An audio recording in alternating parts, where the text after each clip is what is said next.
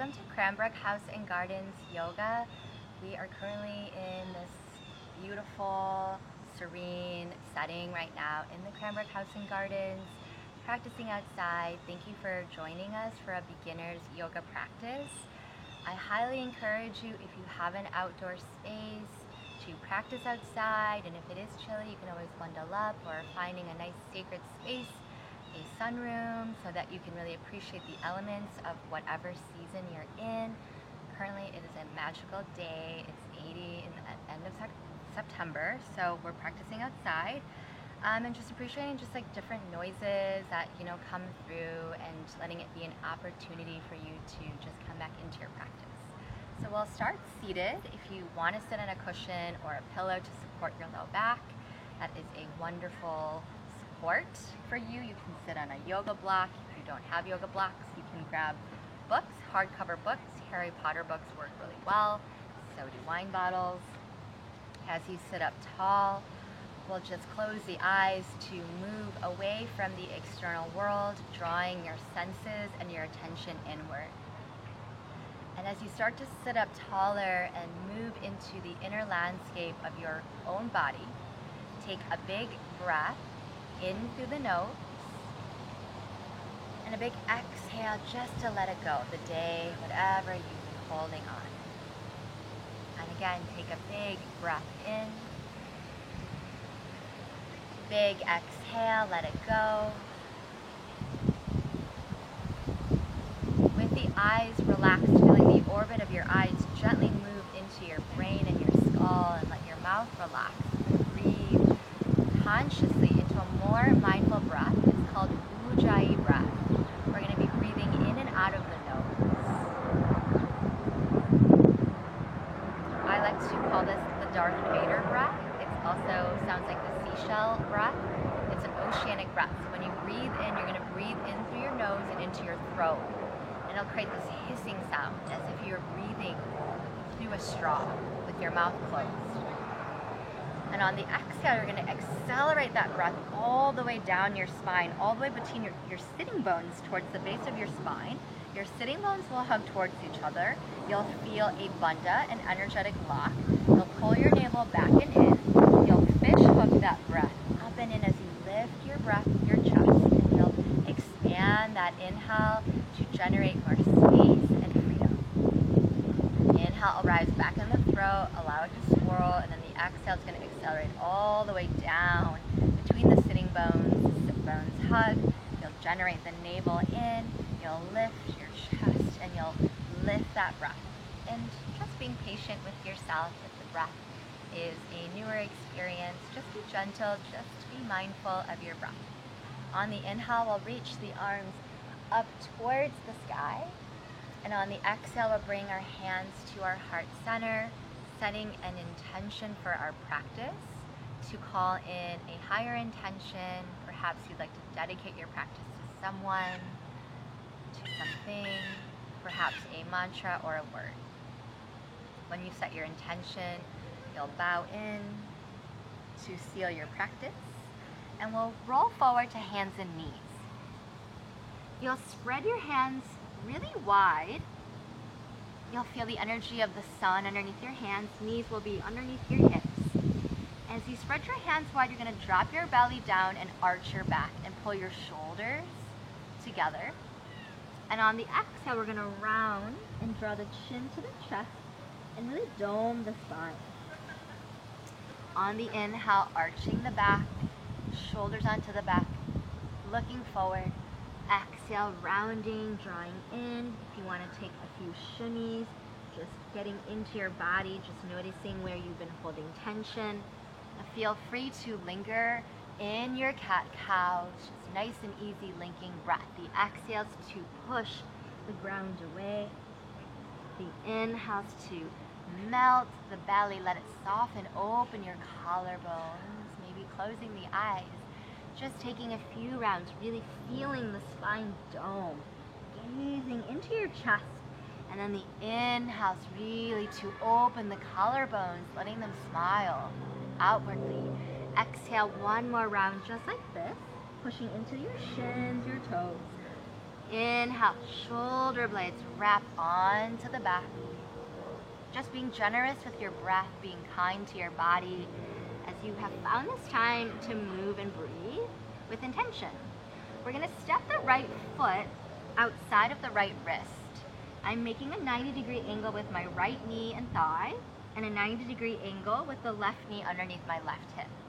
This is where yoga blocks or pillows are quite helpful if you need more support, where you can rest your forearms down and just kind of melt the chest. You're gonna firm down into the right big toe, this front foot, and then the back toes of your back foot. If you want more sensation, you can remove the blocks and weave this right shoulder underneath your right knee. And just kind of let your head dangle. And so for some of us, the sensation will be more subtle. Some of us will be feeling more love in the hips. I just like to use that expression so that the body continues to soften and receive. So we'll stay here for 3 more breaths. So rather than trying to distract yourself or to resist what you're experiencing, just welcoming these different waves of sensation as an opportunity to tune into your body, to bring more presence, more attention. Inhale, we'll lift the chest, untangling the shoulders, removing the blocks if you had them. And we're just gonna step the right foot back. We're actually gonna step onto the ball of the back foot, and we're gonna lean back into that heel cord to really stretch your calves, your shins, and then you're gonna rock forward onto the top of the foot. Now, if your wrists start to get a little tired, blocks or pillows, you can come onto your forearms, but I'm really digging that right heel into an imaginary wall, and then I'm rocking forward onto the top of that right foot. And you'll just linger, feel free to explore what you're feeling in your body without judgment, without labels, because that will really limit the experience. And we'll come back through center, coming to that table pose. If you have blocks or pillows, even support underneath your hands, you can even play with some cat-cows in between with blocks. They just give you a little bit more extension. Now removing those blocks, or coming back to that neutral table, this time stepping the left foot outside of the left wrist. And again, making sure that the knee is on top of the ankle, the hip is on top of the knee.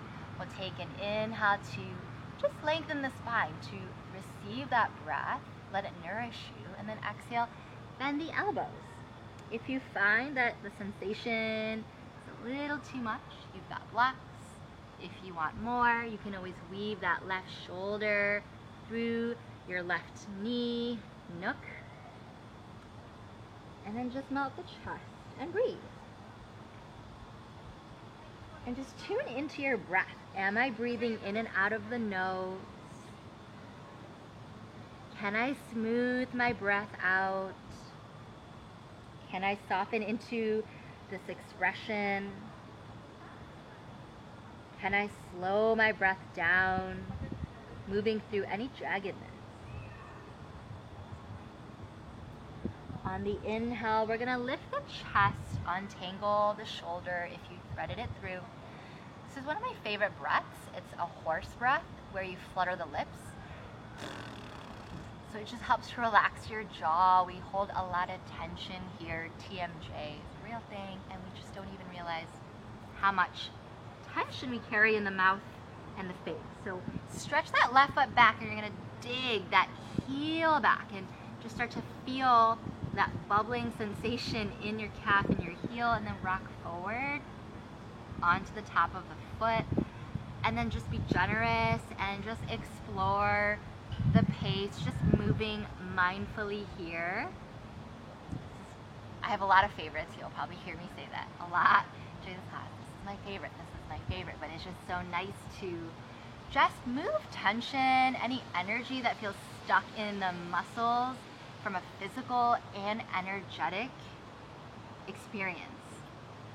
Because we are so capable of shifting how we feel by moving our body and breathing, which is why I love this practice so much. come back to table pose. Standing on the knees, we'll just stretch the wrists out a little bit if you're feeling a little tender in the wrists. We're going to just turn the wrist counterclockwise with the left hand, clockwise with the right hand. If you find that this is too much, just do one at a time and just be super mindful not to lean too far forward. The more that you lean back and bend the elbows, you'll just get a little wrist stretch here. Especially if you've been using the computer or driving or on your phones, just tech neck, all the things that we experience living as a modern human being. And then from here, you're just going to step it back to a top of a push-up. And you want to make sure that you're not locking your elbows, but there's a tiny micro bend and the shoulders are on the back. And I want to make sure that my hips aren't sagging or sinking. I want to draw up through my core. And this measurement is a great indicator of how long your down dog should be. So bending the knees a lot if your hamstrings are tight. You're going to push into your hands and you're going to push the weight back into your feet, keeping the feet hips distant. So inhale for that plank pose to really measure how long should that down dog be. And then we'll just push the hips. Let your head hang and continue to breathe into your abdominal wall so you feel strong and steady and powerful. Let your head hang like a really ripe piece of fruit ready to be picked. Take an inhale, lift your heels, bend the knees, and lightly walk to the top of your mat. Inhale, hands to shins or even thighs, and just letting each transition, each pose be an opportunity to connect to your body. So this is a pose, shoulders on the back, straight spine, like you're a little table, and then slowly bow forward. If you can't reach the floor, bend the knees, and then the floor is there for you, or you can lean onto blocks or books. Inhale, halfway lift again, hands to hips. Inhale, rise all the way up to stand. And we'll reach the arms all the way up towards the sky. And then we're going to lean the chest a little forward and reach for the left wrist. And you'll just lean forward and over to the right side, really illuminating the left channel of your body. And dig down through your feet and pull this left hip back and reach forward through your fingertips. Inhale, come back through center, look up towards the sky to really lengthen your spine. Lean a little forward and then take your side bend over to the left. As much as your fingers are pulling forward, your hips are pulling back. Have a tiny micro bend in both knees, just illuminating the right side. Inhale, come back through center, look up. Exhale, slowly bow forward. Inhale to really shine the heart forward to lengthen, breathe deep. On the exhale, you've got plank pose or you've got your knees. You can always modify in this practice, and you can always intensify. We're going to lower all the way onto our bellies. Just back it up. Uncurl your toes. Your gaze is going to be down, and you really want to make sure that your chin is drawing in so that you can create that healthy flow of your Ujjayi breath through the throat. On the inhale, you're going to push down through the tops of your toes, push down through your quads. On the inhale, lift your shoulders. Gazing down. Keep squeezing the shoulder blades onto your back. If you'd like, you can interlace the hands or even grab a towel here to pull against.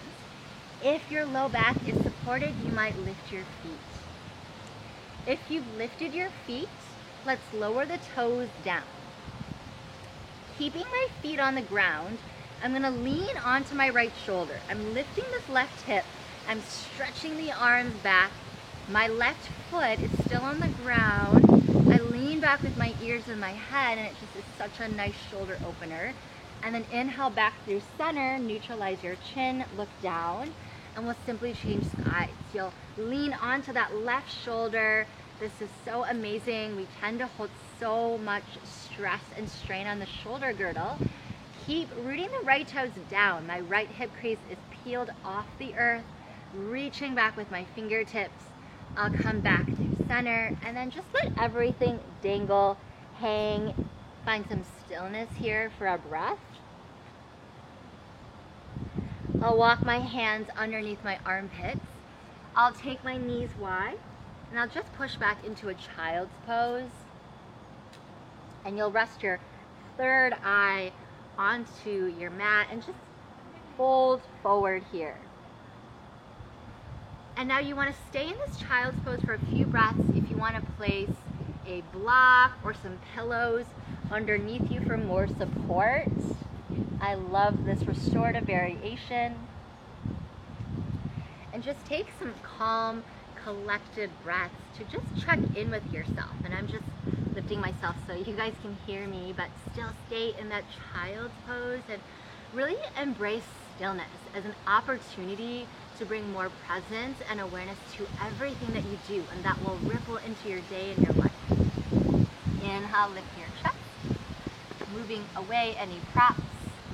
We're going to lower down onto our backs, which is very exciting when you get to lie down on your back in your practice. I'm going to cross my right ankle on top for a figure 4 stretch. My right foot is flexed, left foot is on the ground. I'm simply pushing this thigh away, and my sit bones and tailbone are lengthening down towards the earth. If I want more sensation, I'll interlace my hands behind my hamstring or even straighten this left leg. Let's take just a few breaths here. Letting the back of your head relax. And again, you don't have to take the bind. Explore the expression that feels good to you. From here, you're going to open your arms to cactus, and you're just going to let your feet fall to the left. And you're just going to continue to pull that knee forward and towards the sky. And then I'll reach my arms above my head to really illuminate and let the side body shimmer. I'll take a big breath in through the nose and a big exhale out of my mouth. Sinking, letting your body relax.